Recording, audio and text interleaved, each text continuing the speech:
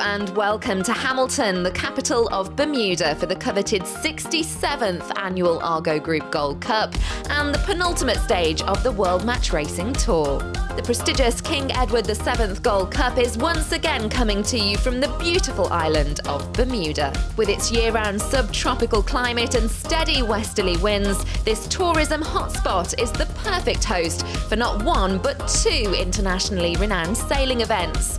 And in December 2014, Bermuda was awarded the hosting rights for the 2017 America's Cup.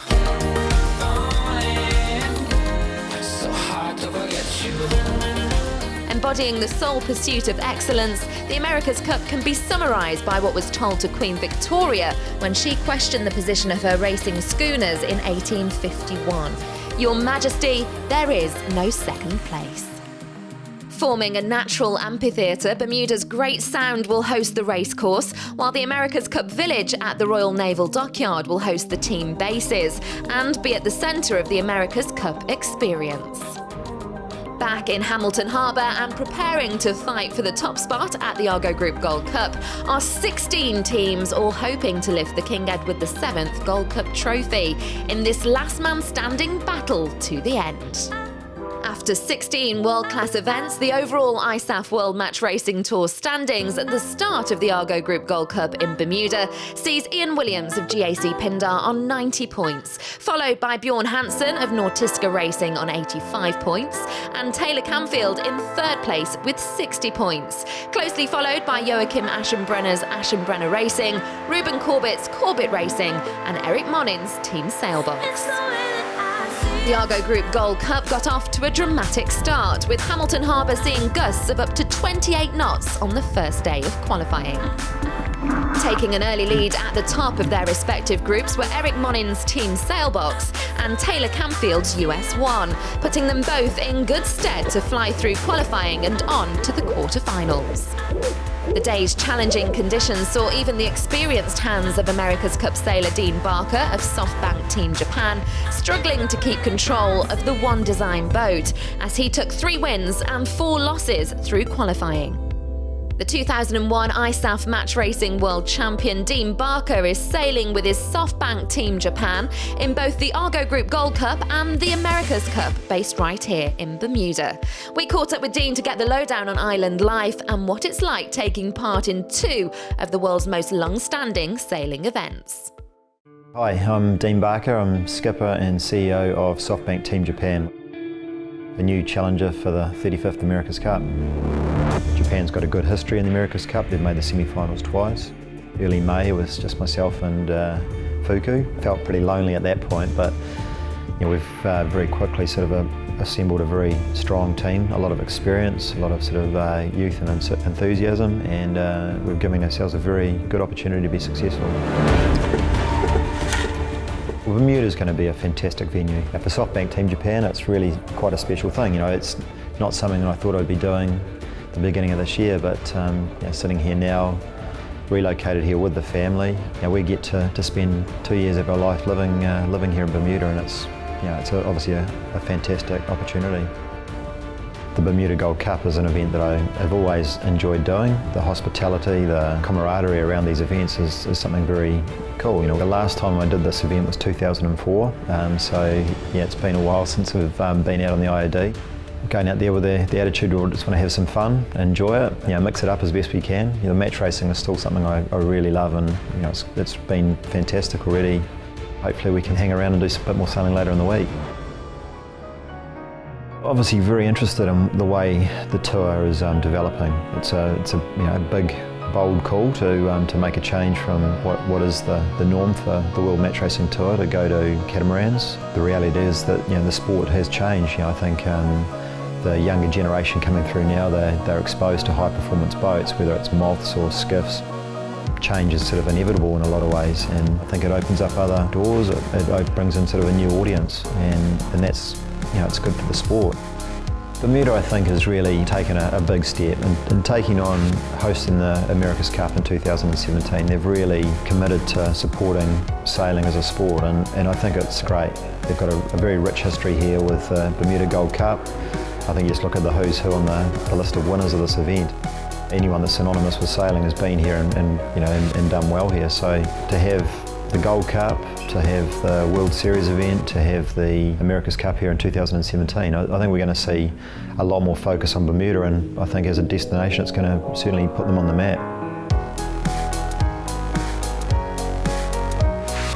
Qualifying saw the top 3 teams from each group going through to the quarterfinals, with the first to push ahead being Eric Monin's Team Sailbox and Taylor Campfield's US1.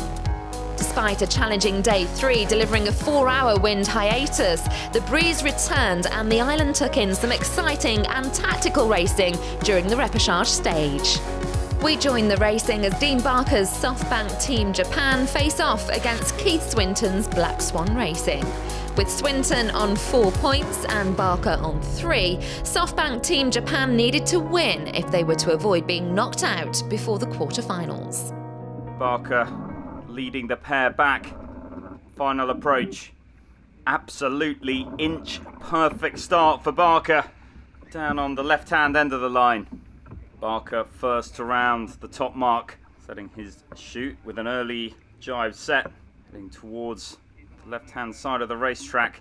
Really light winds up at the top of the course, making that decision very treacherous. As we get down to the bottom, Keith Swinton coming in for the attack with the red spinnaker trying to roll over the top of Barker. Swinton with the jibe onto starboard, acquires rights, bring his bow back aggressively towards Barker now, trying to control the America's Cup winning skipper.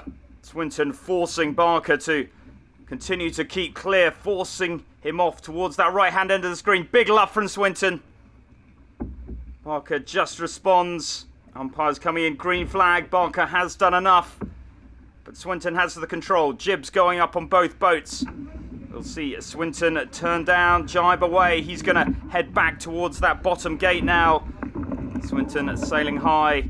He's going to take this near mark. Coming down for the jibe. Let's see what Barker does. Will he follow? No. Barker electing to carry on to the opposite mark in at the top. That is Keith Swinton with the tack underneath the bow of Barker.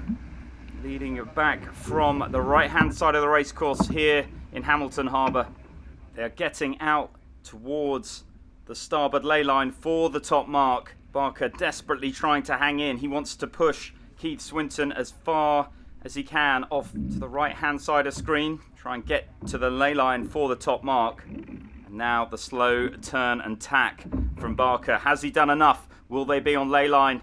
Keith Swinton tacks to follow. And up to the final top mark, we have another lead change. It is Dean Barker around in front. Keith Swinton hot on his heels with the red spinnaker coming around. Now can he find a way back in? Swinton bringing the bow down, looking to roll through the jibe. Swinton just struggling to set his spinnaker there. He does look to be in good pressure as Barker goes through the jibe. Down towards the bottom mark, it is Keith Swinton from Black Swan Racing that is eking out extra distance. The jibe set at the top has really paid off for this young Australian team. They hold down to the finish, and it is Keith Swinton that comes through the line and Black Swan Racing to claim their spot in the quarterfinals. After some less than plain sailing through tough light wind conditions, 2 teams advanced to the quarterfinals, dashing Dean Barker's hopes of glory and knocking him out of the competition by just 1 point. Going undefeated through to the quarterfinals was the 2012 Argo Group Gold Cup winner Taylor Campfield of US1. Campfield's high score meant they could choose their opponent for the next stage and selected the number 8 seed Chris Steele of 36 Below Racing. Also going through was Phil Robertson's Walker Racing, who chose the 2009 World Match Racing Tour champion Adam Minoprio. With no official team name or even crew shirts, Adam and his team were the wild cards of the event. After a tense tie-break match, tour card holder Eric Monin and his team Sailbox were racing the familiar face of Bjorn Hansen and his Nortiska Racing from Sweden. This left Ian Williams of GAC Pindar to battle against Keith Swinton's Black Swan Racing in the quarterfinals. Stay with us as we learn about some big developments at the World Match Racing Tour for 2016, as well as finding out who'll be lifting the Argo Group Gold Cup trophy.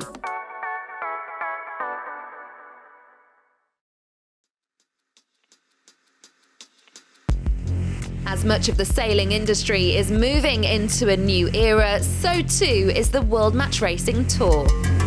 In 2016, the tour will graduate from mono to multi-hull sailing, presenting a new and exciting format for sailors and fans alike. At the epicentre for match racing's new era is the M32. Light, fast and able to fly on one hull in as little as 5 knots of wind, it's perfect for the kind of exciting and tactical close quarters racing that's become synonymous with the World Match Racing Tour. Helping us look to the future of match racing is tour card holder and 5-time winner of the Stena Match Cup Sweden, Bjorn Hansen of Nortiska Racing. Great to be out here in Hamilton Harbour on the M32. It's a little bit different here with warm water compared to how it is in Sweden, where it's rarely over 20 degrees.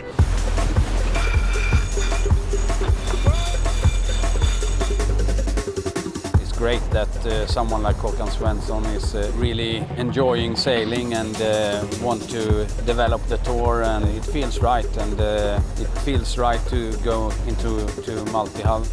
I'm quite enjoying this new experience, jumping from an old beautiful boat to a new catamaran. It's a fantastic boat. It would be really good doing match race on this type of boat. It's going to be a little bit more difficult, I think, because the boat is faster, so the time on distance is going to be totally different, but still it's match racing. At the end, one is going to win. The America's Cup is in multi-hull, and the history of the tour has always been to provide sailors up to the America's Cup teams. This change now will make that easier again. I think and hope that we will be back next year here in Bermuda sailing the M32s.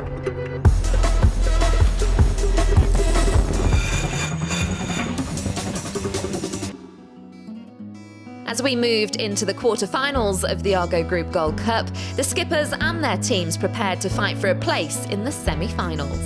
Ian Williams, which Australian team would you like to choose? We've had some good races with Keith Swinton and his team in the past, and obviously he's had a lot of racing, particularly in this light wind, so that's going to be a big challenge for us. I guess that's the reason nobody picked him, but yeah, hopefully we can come out firing tomorrow. It's going to be fun to race Ian again. He beat us at Congressional Cup in the quarterfinals, so it'd be good to try and do a bit better job this time and try and see if we can knock him off again. The score was 1-1 after match 2, with Keith Swinton of Black Swan Racing winning match 3, followed by an equalising win from Ian Williams of GAC Pindar. We joined them at match point of their final race, where both teams need a win to stay in the competition and move on to the semi-finals. The Spinnakers up in the pre-start. Williams trying to control Swinton down into this left-hand area of the racecourse. Swinton bringing his Spinnaker down. Williams to follow. Both boats getting very close. Love from Swinton. Williams is trying to turn up inside him. I think generate some element of control, but could have been contact. Flag from Swinton. Did Williams do enough? Look at that umpire getting involved. Yellow flag. Coming up to the start, really light winds. Williams left of screen with the yellow flag. Huge split between these two boats as the start gun sounds, and around the top Williams first, but Keith Swinton managing to hold on to GAC Pindar. Perhaps one clear boat length between the two as they round the top. Williams still with the outstanding penalty. As they come back together, it is Keith Swinton jibing on to the bow of Williams, who in this light condition does look to be struggling for pace. Can Williams find a way back into this match? Bring his bow down underneath the stern of Keith Swinton, trying to get some control, but will it be enough? Now the dirty air from Swinton will be going down on to GAC Pindar. And Swinton's looking faster. Swinton down and around the right-hand mark in this very light conditions here in Hamilton Harbour. In this critical match, 2-2, the winner of this race will progress through to the semi-finals here at the Argo Group Gold Cup. And around the top, Keith Swinton still out in front. Look at that, Williams very slow in the upwind. It has not been his race. Keith Swinton has just sailed around him as he comes down towards the line. It is Keith Swinton and Black Swan Racing that claim their spot in the semi-finals. Elsewhere in the quarterfinals, a series of good starts from Bjorn Hansen of Nortiska Racing sent home Eric Monin's team sailbox, while some impressive leyline calls from Adam Minoprio knocked out Phil Robertson's Walker Racing in a 3-2 win. Also making some trademark tactical decisions was Taylor Camfield's US1. A penalty against Chris Steele's 36 Below Racing and a string of bullets from Taylor guaranteed his place in the semi-final, whilst dashing Steele's chances of getting through to the next round. With past champions returning to win once again and the shock exit of some of the more familiar faces, it's been a surprising week. And as the competition builds, so too does the tension on the racecourse as we move into the semi-finals. It's been a fantastic week here in Bermuda, as always, of course. You know that this is probably the best place in the world to be kicked out early, and also the best place in the world to stay in the competition until the last day. I'm sure it's going to be good, tight racing, and yeah, hopefully we can get the edge on Bjorn. You know, at this point in the event, it's always going to be a tough pick, and you know, we just chose the guy that we felt had the least experience this year in match racing so far, and that's Adam Minoprio.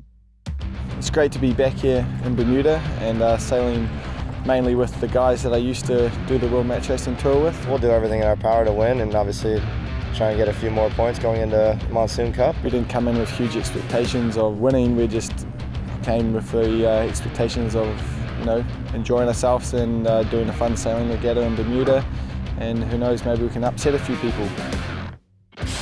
The first semi-final pitched Bjorn Hansen's Nortiska Racing against Keith Swinton's Black Swan Racing and saw the 2012 Chicago Match Cup winner and tour card holder outmaneuver Hansen, giving him a chance at lifting the trophy and sending match racing veteran Hansen straight to the Petit Final to battle it out for third place. At the bottom of the course, the semi-final pairing of Adam Minoprio and Taylor Camfield's US1 saw some exciting lead changes and Camfield's first loss of the competition, upping the stakes and bringing the score to match point after 4 races. Goodrick calling the swing. Minoprio back on this World Match Racing Tour for the first time, sailing well. He swung into us. Turn from Minoprio at risk. He swung into There's the blue flag. Minoprio over the line. He swung into us. Will the umpires get involved? Camfield sailing off to the left-hand side of the racecourse. Minoprio now back behind the line, starting at the boat end. Green flag, no penalty. Right now. Decision making really tricky. Camfield to turn into the tack. What do we think for Minoprio pressure, still guys? following across from the right-hand side. A little bit of ground to make up. 2, 1, and go Tension's home. really high on board. US1. Down, fucker, Hayden. Thank you. It's the voice of Taylor Camfield, Garth? the skipper. Garth, 2 separate breezes again. Look at this pressure we're coming into. Look at the pressure coming down right over here. Over your shoulder right here. Sounds like Camfield wants to carry on. Yeah, it's Garth setting here. calling the jibe. I think I'm doing the right thing here. Tricky decisions on board US1. Yeah. If you want to do it, just call it. Ready? They look There we go. knocked on port. Minoprio coming down with pressure. 2, Camfield coming 1, across to little pressure. defend. Yeah. Yeah, so you want to jibe in front? You want to jibe in front? You want to jibe in front? Very soft here. Minoprio We are so light right now. with the white and blue spinnaker. Camfield with the We're red. going to lose this race. My God. And Minoprio has a Look march. at him. He has extra pressure. Where do you He's want me to coming go? down. Could this be Where do you want me to go? He's the in upset? 15 knots of breeze. Whoever wins this race will come away with their spot in the final. I can't jibe right now. Wow. There's not pressure here. And Camfield is fuming. Oh my God. Nice work. Camfield down and through a final jibe. And Minoprio coming down towards the line, saluting the crowd and taking his spot in the final of the Argo Group Gold Cup. Despite having been knocked out, the game was far from over for Bjorn Hansen and Taylor Camfield as they went into the petite final in a bid for third place and to gain vital points for the ISAF World Match Racing Tour standings. Coming this far in Bermuda is extremely important for us. It will be extremely tight when we come to Monsoon Cup in January. We know that already now. Just making it to the quarters is giving us a chance to take the title in Malaysia this year. So it will be a question of a couple of points between us, Taylor and Ian Williams. We'll see how it goes. Going into the final, there was an increase in both the wind and the spectators. With the scores at 1-1 after match 2, Adam Minoprio and his team pulled out all the stops to take match 3, putting the pressure on Keith Swinton's Black Swan Racing to equalise or risk losing the final altogether. Match 4, 2-1, up to Adam Minoprio. Good control, smooth sailing from Minoprio. Leading off towards the right-hand end, there's the gun. Swinton heading left, Minoprio heading right. And into the top, Minoprio round in front. Swinton hot on his heels. Stand by here. Get down towards the bottom. The breeze dropping right off. Swinton onto port. Coming across towards the line of Minoprio, who jives to try to respond, to defend. Swinton looking for the roll, bringing his bow right up.